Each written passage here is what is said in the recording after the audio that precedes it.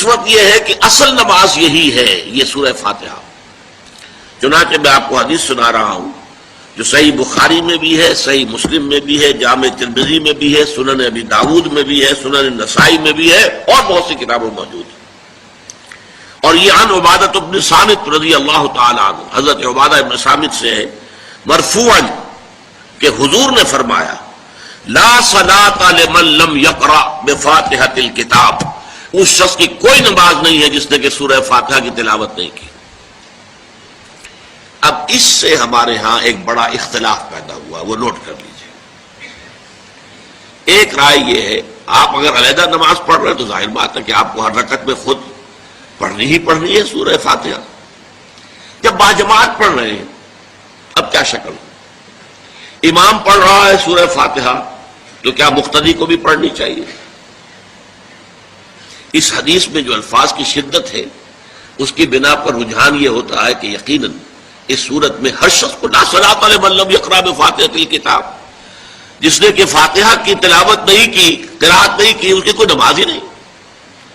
تو یہ موقف ہے امام شافعی کا، یہی مسلک ہے ہمارے اہل حدیث بھائیوں کا کہ آپ چاہے اکیلے نماز پڑھ رہے ہو، چاہے امام کے پیچھے پڑھ رہے ہو، اور چاہے امام جو ہے وہ جہری رکعت پڑھا رہا ہے اور چاہے سری رکعت پڑھا رہا ہے۔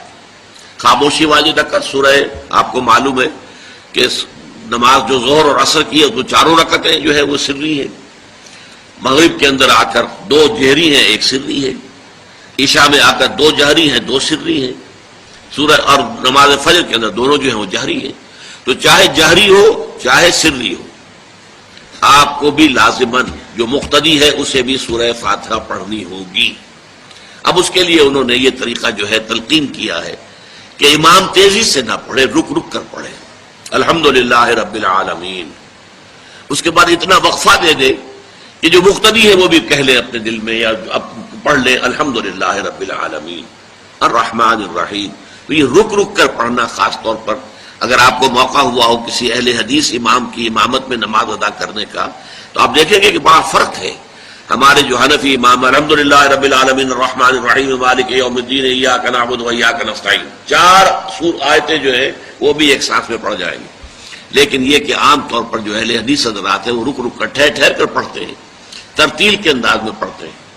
یا پھر دوسری شکل انہوں نے ایک اور کی ہے، یہ آپ سعودی عرب میں جب کبھی نماز پڑھیں گے اور آپ پڑھی ہو آپ نے تو وہاں آپ دیکھیں گے کہ امام جو ہے وہ سورہ فاتحہ پڑھنے کے بعد کوئی 1 منٹ جو ہے خاموش رہتا ہے تاکہ آپ اب جو مقتدی ہیں وہ اس وقفے میں وہ اب سورہ فاتحہ پڑھ لیں، پھر وہ قرات کرے گا، کوئی اور آیات اس نے شامل کرنی ہے تو بعد میں شروع کرے گا، درمیان میں وقفہ ہوگا۔ لیکن ایک مسلک یہ ہے، اور یہ مسلک جو ہے یہ در حقیقت قرآن مجید کی ایک آیت کے اوپر مبنی ہے۔ سورہ اعراف کے آخر میں فرمایا گیا وَإِذَا قُرِئَ الْقُرْآنُ فَاسْتَمِعُوا لَهُ وَأَنصِتُوا، جب قرآن پڑھا جا رہا ہو تو توجہ سے اسے سنو، خود خاموش رہو۔ اب یہ قرآن مجید کی آیت ہے، اس کے بنا پر ایک رائے یہ ہے کہ آپ امام کے پیچھے سورہ فاتحہ نہیں پڑھیں گے، پڑھا جا رہا ہے سنو اس کو، خود خاموش رہو۔ اور اس کے لیے وہ دلیل دیتے ہیں کہ یہ شکل ایک وفد کی سی ہے، جیسے کسی بڑی شخصیت کے پاس اگر آپ کا کوئی وفد جاتا ہے، 8-10 افراد ہیں، ان میں اسپوکس مین ایک ہوتا ہے، وہ بات کرتا ہے، باقی سب لوگ موجود رہتے ہیں، سنتے ہیں۔ اسی طریقے سے امام جو ہے وہ گویا کہ آپ کا نمائندہ ہے اور وہ پڑھ رہا ہے الحمدللہ رب العالمین الرحمن الرحیم مالک یوم الدین، تو امام کی قرات ہی آپ کی بھی قرات ہو گئی۔ گویا کہ اس آیت سے، اس حدیث سے اختلاف نہیں ہے، اس کی تعبیر سے اختلاف ہے کہ امام کا قرات کر لینا در حقیقت مقتدیوں کی طرف سے بھی قرات ہے۔ اس میں جو حنفی مسلک ہے وہ بہت سخت ہے، اور وہ یہ ہے کہ چاہے سری نماز ہو اور چاہے جہری ہو، ہر کسی بھی حالت میں مقتدی جو ہے وہ سورہ فاتحہ نہیں پڑھے گا۔ اب اس میں ذرا سا سوال پیدا ہوتا ہے کہ جہری رکعت میں تو اس آیت کا اطلاق ہو جائے گا کہ وَإِذَا قُرِئَ الْقُرْآنُ فَاسْتَمِعُوا لَهُ وَأَنصِتُوا، سری میں تو اس آیت کا اطلاق نہیں ہوتا۔ بہرحال یہ مسلک ہے امام شافعی کا، ایک انتہا پر ہے، ہر صورت میں سری ہو یا جہری ہو آپ کو پڑھنی ہی پڑھنی ہے۔ اور امام ابو حنیفہ دوسری انتہا پر ہیں کہ چاہے سری ہو چاہے جہری ہو کسی شکل میں نہیں پڑھنا۔ امام مالک کا مسلک ہے درمیان میں، اور میں اس میں کوئی جھجک محسوس نہیں کرتا کہ میں آپ کے سامنے عرض کر دوں کہ میں اس پر عمل پیرا ہوں۔ وہ کیا ہے؟ جہری نماز میں خاموش رہو اور سنو۔ اس آیت کا اطلاق ہو جائے گا جب بلند آواز سے پڑھ رہا ہے امام تو پوری توجہ، فاستمعوا لہ، اپنی پوری توجہ کو اس کے سننے کے اوپر مرکوز کر دو اور خود خاموش رہو۔ سری رکعت میں البتہ جبکہ وہ بھی خاموشی سے پڑھ رہا ہے، آپ بھی خاموشی سے پڑھ رہے ہیں۔ بہرحال ان چیزوں میں میں نے یہ سب کچھ بیان کیا ہے تو اس سے جو میرا مقصود ہے وہ یہ ہے کہ معلوم ہو جائے کہ اس میں کوئی بڑی بنیادی بات نہیں ہے، نہ یہ کہ جو حنفی ہیں وہ اس حدیث کا انکار کرتے ہوں کہ لا صلاۃ لمن لم یقرأ بفاتحۃ الکتاب، کیسے وہ انکار کریں گے؟ اور نہ ہی کوئی جو حنبلی ہے یا اہل حدیث ہے وہ قرآن کی اس آیت کا اختلاف سے جو ہے وہ اختلاف کر سکتا ہے کہ اذا قرئ القرآن فاستمعوا لہ وانصتوا، لیکن یہ کہ اس کے پھر اس سے جو احکام کا استنباط ہے اس میں اختلاف ہو جاتا ہے، تو اس کو نہیں سمجھنا چاہیے کہ یہ کوئی بہت بڑی اہمیت والی بات ہے۔ بات کہ جو فرض نماز ہے اصل اہمیت اس کی ہے۔ ہمارے ہاں عام طور پر مذہبی حلقوں میں اور خاص طور پر جو ذرا متصوفانہ انداز کے رنگ کے لوگ ہوتے ہیں وہ فرض کو تو بس ایسے ہی ادا کر لیتے ہیں کہ جیسے بس اس کی کوئی اہمیت نہیں ہے، بلکہ بعض لوگ وہ بھی ہیں کہ جو فرض کو ترک کر دیتے ہیں، نوافل پر سارا زور ہے، صرف رات کی نماز پر زور دیا جا رہا ہے۔ فرض نمازوں یہ ہم نے دیکھے ہیں، ایسے لوگ بالفعل دیکھے ہیں۔ یہ تمام چیزیں جو ہیں در حقیقت اس پھر راہ نبوت سے انسان کو ہٹا دینے والی ہیں۔ فرض کتنا فرض، نفل کتنا نفل۔ نوافل کے بارے میں جو ہے شریعت سے ثابت ہے، وہ تہجد بھی نافلۃ لک، حضور کے لیے تو لازم تھی، باقی کے لیے لازم نہیں ہے۔ جو قیام اللیل شروع میں تھا وہ لازم نہیں ہے۔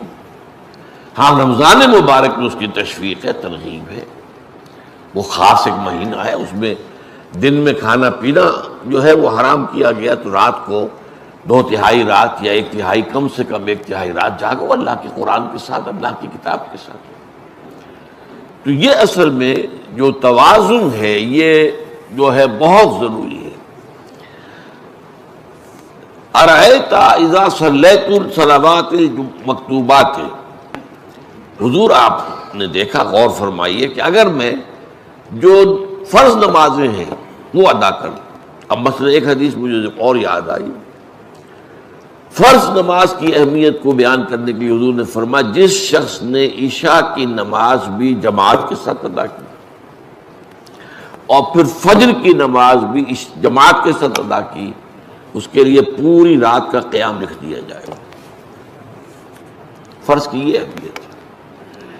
تو اذا صلیت المکتوبات صلوات المکتوبات وصمت رمضان، اور میں روزہ بھی رمضان کے روزے رکھ لوں، باقی روزہ رکھنا آپ کی مرضی پر ہے، رکھیں ٹھیک ہے، لیکن وہ لازم نہیں ہے۔ نجات کے لیے لازم جو بیس لائن ہے وہ جو عبادات فرض، اس کے بعد جتنا آدمی اضافہ کر سکے، حالات کو بھی دیکھے۔ بعض حالات ایسے ہوں گے کہ اس میں اصل اہمیت جہاد کی ہو جائے گی، قتال کی ہو جائے گی۔ اب ایسا حال بھی ہو سکتا ہے کہ اسلامی نظام قائم ہے، اسلامی حکومت قائم ہے، نظام خلافت قائم ہے، تو اب قتال کا معاملہ جو وہ حکومت کے ذمہ ہے، حکومت انتظام کرے گی۔ اگر کہیں 10,000 آدمی چاہیے، 10,000 آدمی نکل آئے چاہ جانے کے لیے، تو باقی آرام سے گھر میں سوئیں یا نوافل پڑھیں، ساری رات کھڑے رہیں، ٹھیک ہے، یہ تقرب بالنوافل کا موقع ہوگا۔ لیکن اگر اللہ کا دین جو ہے وہ مغلوب ہے، پامال ہے، اسے پاؤں تلے رودا جا رہا ہے، شریعت کی دھجیاں بکھیری جا رہی ہیں، عوامر کا استہزاء ہو رہا ہے، اور جو منکرات ہیں ان کی تبلیغ ہو رہی ہے، اس وقت آدمی نوافل میں لگا رہے، وہاں تو فرض ہو جائے گا امر بالمعروف نہی عن المنکر، جہاد، اس کی جو بھی تقاضے ہوں، اس وقت سارے تقاضے اس کو بیان کرنے کا موقع نہیں ہے، اس وقت اصل شے وہ ہوگی۔ اس فرض کو ترک کر کے نوافل میں لگیں گے تو یہ نوافل منہ پر دے مارے جائے. اس کو بہت زیادہ نمایاں کرنے کے لیے میں مثال دیتا ہوں کہ ذرا سوچئے. جب دامن احد میں معرکہ جاری تھا اور صحابہ کی جان پر بنی ہوئی تھی، خود حضور کی جان پر بنی ہوئی تھی، آپ کو معلوم ہے آپ زخمی ہوئے ہیں اور اتنا خون آپ کا بہہ گیا ہے کہ آپ بے ہوش ہو گئے ہیں اور خبر اڑ گئی کہ آپ کا تو انتقال ہو گیا، شہید ہو گئے. اس وقت اگر کوئی شخص مسجد نبی میں بیٹھا ہوا درود کی تسبیح پڑھ رہا ہو یا کوئی اور نوافل ادا کر رہا ہو یا قرآن پڑھ رہا ہو تو اس کے بارے میں کیا حکم آپ کا ہوگا؟ پکا منافق. حالانکہ کام تو وہ اچھے کر رہا ہے. درود کی کتنی فضیلت آئی ہے اور نوافل ہے یا قرآن کا پڑھنے کا ایک ایک حرف کا 10 نیکیوں کا ثواب ہے.